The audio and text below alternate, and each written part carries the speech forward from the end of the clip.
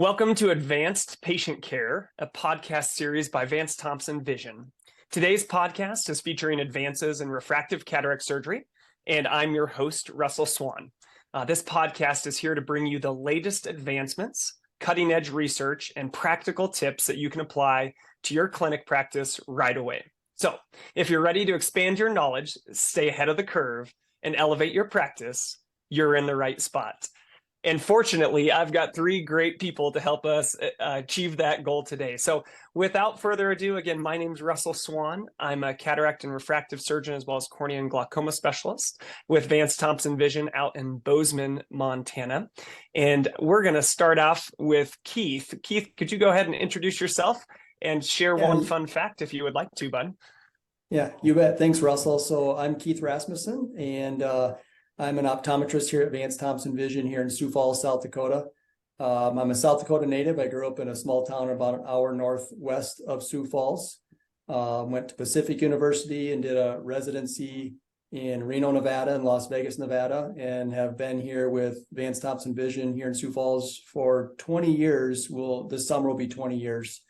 Have a wife and 4 kids, so they keep me busy. But yeah, it's been quite a ride.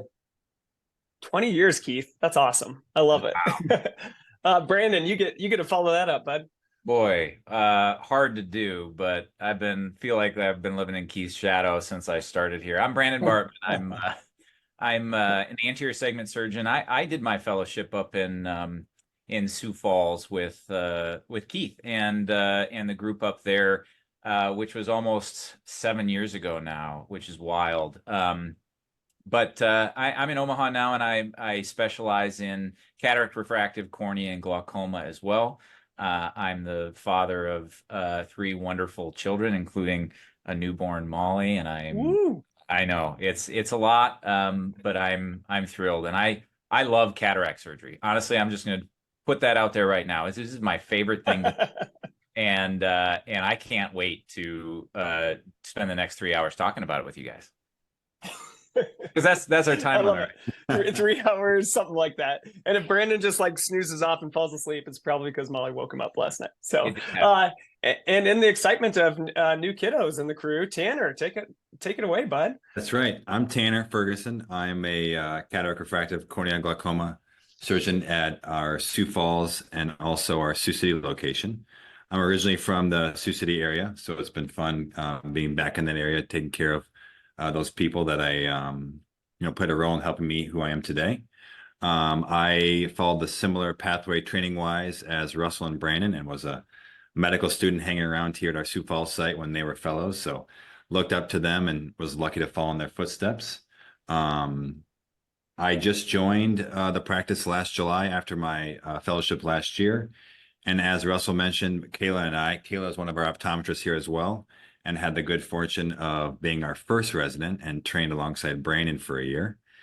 Good fortune for Brandon. Yeah, it was good fortune for me. I was trying to spin this in a positive light, okay? Fun fact, I have more hair than Keith, but less flow than Brandon. So into cataract surgery. Sweet. Well, our kind of flow, so to speak, for today is we're going to kind of talk through the preoperative exam. That's going to be our first part. And then session 2 of this discussion is going to be talking about all the great lenses that are now out there in the refractive cataract surgery space and how to have a conversation with your patients about that. And then I'm super excited. Part 3 is going to be sort of what would you do? What would we do if it was our own eyes? What would we do with some case examples? And then we'll walk through the post-op. So let's jump into the pre-op part. And Keith, I'm going to throw this to you first. We have thousands and thousands of patients that come into our clinics every year to see us for a cataract evaluation and have a conversation. Can you kind of walk through what that experience is like from a standpoint of when they walk in the door and what things we're testing, what things you're looking at, and what things you're talking to them about? Yeah, sure. Thanks, Russell. So, we're blessed in all of our locations to have a lot of amazing referring optometrists that send patients in to see us. So we're blessed to work side by side with a lot of optometrists. We mainly just do surgery, secondary and tertiary care type of thing. So we don't do any primary care. So a lot of times those patients come in and see us and they're already well on their way of being educated from their primary optometrist. We have an excellent staff here as well that will send patients out videos and pamphlets and give them phone calls. And so a lot of what we do is about education. And I think we'll probably touch on this in a little bit, but a lot of times patients will come in and kind of have an idea as far as what cataracts are all about and what types of implants they want to do. But when they come in, we're just kind of honing in on what's going to be the best for their eyes and how they want to see after surgery. Perfect. Brandon, I'm going to have you get into some of the nitty gritty for us, if you don't mind. So I'd love to kind of talk through, what the common diagnostic tests that a patient's going to go through as part of the preoperative exam, and maybe kind of highlighting why some of those tests are important, even though many of those we may not charge for, but we want that information. So maybe walk us through some of that.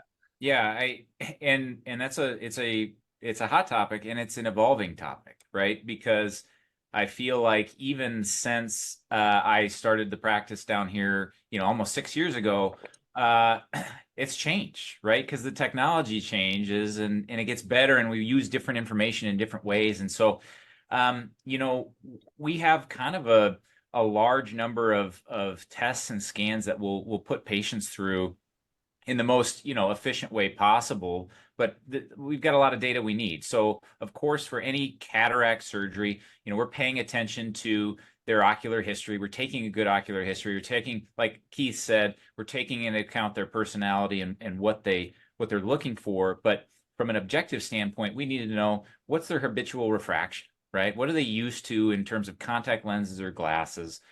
We like to get an auto refraction on them. Of course, we want to have a biometry so we can get a measurement of the front surface of the eye and the length of the eye so we can come up with an accurate lens power. But we also start using things like topography, right? We use topography all the time, not just in measuring the corneal power, but in noting the regularity of the corneal surface and the tear film, and how sharp are the mires on the disc reflecting off the cornea. The other technologies we're commonly getting are OCTs. OCT is becoming more and more important in ophthalmology, not just anymore for getting a scan of the macula, which we do on every patient, but the optic nerve, right? And understanding the health of that optic nerve, as well as, more recently for me, the thickness of the epithelium, right? So we're learning more about epithelial thickness profiles. Maybe we get into that in a little more depth because I think it's worth it. But understanding the pattern of thickness on the surface of the eye and how it may have changed in relation to dryness or keratoconus or post-refractive surgery. All of these things can play into, the kinds of things that we're thinking about when we're trying to select the right lens for a patient. Awesome. Tanner, I'm going to have you expand on one of the things Brandon talked about, because when, back in the day when Brandon, Keith, and I were in training, there was, higher order aberrations were kind of a made up word that maybe 2 or 3 people knew about, but not very many people did. And now it's kind of in the common vernacular of what we talk about every day when we're evaluating a cornea. So can you maybe talk about, 1, what are higher order aberrations? 2, how do we evaluate those? And why do they matter when it comes to our conversation around cataract surgery? Sure. So higher order aberrations are essentially small irregularities present in your cornea. We measure them, and there's a few common types that people will talk about. The 3 most important are spherical aberration, coma, and then trefoil. But the ones we most commonly hear about or easy to relate to visual significance are coma and spherical aberration. And in all of our sites, I think we almost all have a NIDEC or an OPD or a Penicam, and both of which can measure the magnitude of corneal higher order aberrations. And I think getting a quantitative measurement and then I think everybody probably has a different comfort level with, in terms of a certain level. I think on the NIDEC, most people get concerned when that level's above, for the total higher order aberration, when that total is above 0.5 for the cornea. They start to get a little bit nervous about a more advanced or diffractive IOL. And, I think over time we've learned how to use that information to guide the IOL decision-making discussion and process. And we've also learned that the IOL technology has improved to where, I think we used to be more conservative with those numbers, but with the advancements in the IOL technology, I think we're willing to push a little bit more. But I think, like you guys said, I've been really lucky. I've used that since day one in practice. And I think it's a helpful tool to making sure the patient's going to be happy with the IOL that we put in their eye. Okay, so some quick survey. Brandon and Keith, is it trefoil or trefoil? Brandon, what is it? Trefoil. Trefoil. Keith?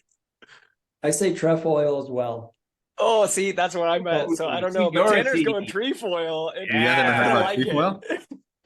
It's very green. It's very way more important than trefoil. I don't know what it is, but I'm going to feel bad if Tanner is right. I mean, I feel like he probably is right, but trefoil sure sounds cool, I think. That's right. And then the second thing I'd love for you guys, when you think about, particularly the scans that we're getting.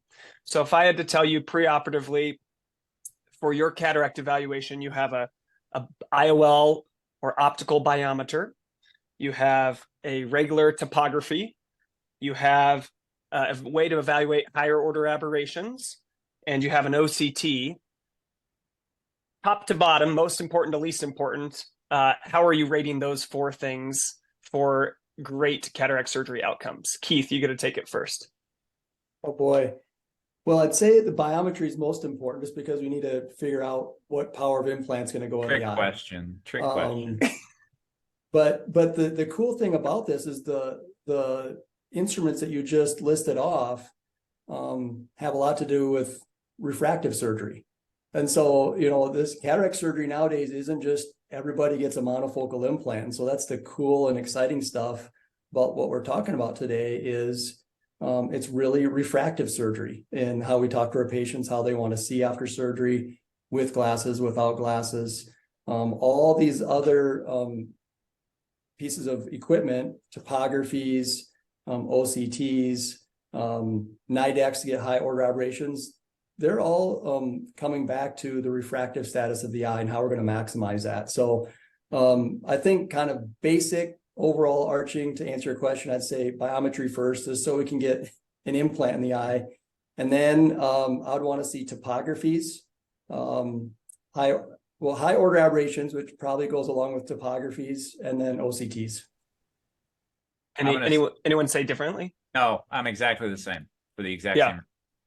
I mean, I was just going to say I was going to pull a Vance and say all of them. You can't rank me, force rank them. We'll take them all, which is kind of our approach. But there are a lot. I bring it up because there are a lot of practices out there. To your point, Keith, that don't think of cataract surgery as a refractive surgery, and they may say, "Hey, just an IOL biometer is just all we need, and we don't need to have a topography, and we can put a toric lens in without a topography." And oh wait, that patient had irregular astigmatism, and maybe that wasn't a great option. So I do think all of those really play an important role in kind of what we do today. Brandon, I'm curious, can you jump through for me when you think, Keith talked a little bit about when we have patients coming in, a lot of times they've already been seen by a primary eye care provider.